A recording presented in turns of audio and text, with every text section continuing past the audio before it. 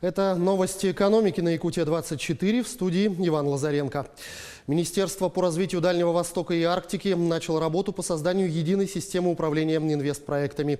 Планируется, что формирование единой базы инвестпроектов, единой системы управления и общего регламента работы позволит оптимизировать и повысить эффективность работы по взаимодействию с инвесторами. На данный момент важно обсудить с региональными агентствами по привлечению инвестиций и регионами то, каким образом будет выстроена система взаимодействия в рамках единой информационной системы. Она будет содержать в себе два инструмента управления. Один – бизнес-процесс, это аудит, контроль и управление со стороны институтов развития, а другой – кабинет инвестора со стороны бизнеса. Тем временем Счетная палата считает, что на данный момент существует риск ненадлежащей реализации нацпроектов и недостижения национальных целей из-за проблем с освоением предусмотренных для этого бюджетных средств субъектами России. По состоянию на 1 марта по всем национальным проектам исполнение составило лишь 5,8% от запланированных показателей, отметили в Счетной палате. В контрольном ведомстве подчеркнули, что законодательство Российской Федерации содержит ряд положений, направленных на ускорение и упрощение финансирования нацпроектов.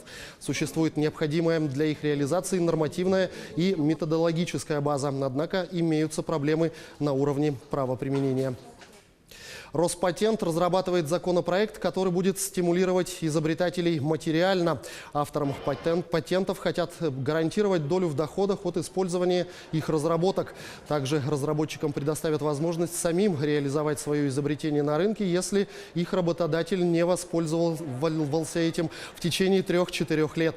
В законопроекте будут перечислены все стимулы для изобретателей, чтобы они могли максимально активно включаться в работу по внедрению изобретения.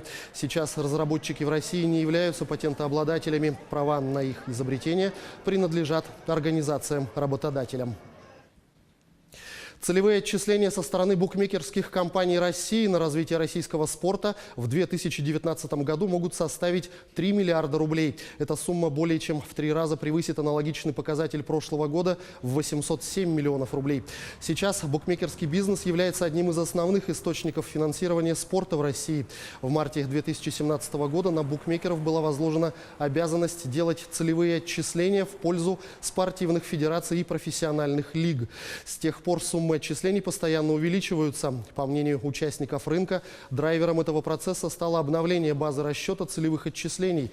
С начала 2019 года помимо ставок в пунктах приема, в нее включены интерактивные ставки, доля которых особенно активно растет после чемпионата мира по футболу в России и уже приблизилась к 70%.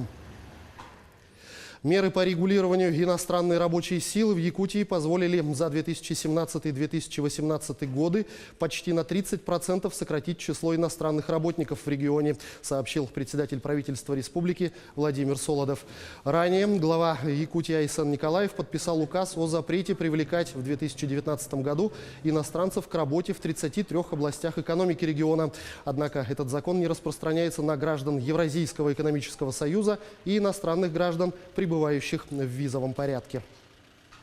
На заседании Межведомственной комиссии по формированию комфортной городской среды в Республике Саха-Якутия были приняты решения о проведении ревизии общественных пространств для благоустройства.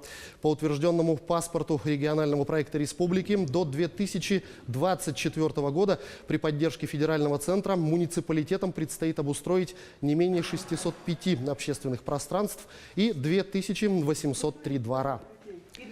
Методика оценки качества городской среды сегодня включает в себя комплекс параметров. Это и ликвидация аварийного фонда, и разнообразие жилой застройки, и доступная среда, и озеленение. От нас это требует плотного межведомственного взаимодействия с вовлечением всех министерств и ведомств.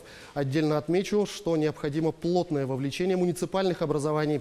Реализация данного направления должна находиться на личном контроле глав муниципальных образований, подчеркнул председатель правительства Якутии Владимир Солодов. На этом все. Оставайтесь в курсе экономических событий на Якутия-24.